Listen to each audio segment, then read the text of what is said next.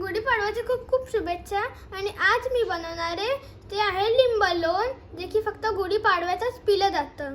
आणि त्याला लागणारी वस्तू आहे चिंचेचं पाणी, कलिंगड, द्राक्षे, केळी, गूळ, फुटाण्यांची पावडर, खसखस, कडुलिंबाची कैरी आणि कच्ची कैरी.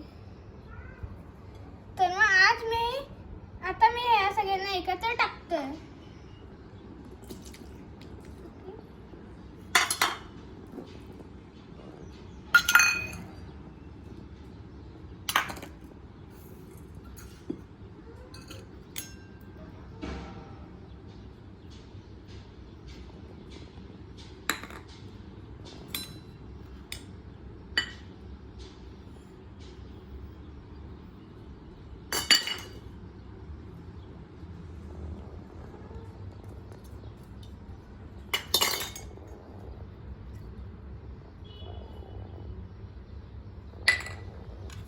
आता मी या सगळ्यांना मिक्स करणार आहे.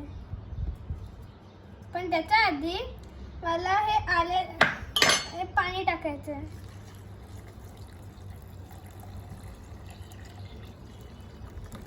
चिंचेचं पाणी टाकलं. आता मिक्स करायचं.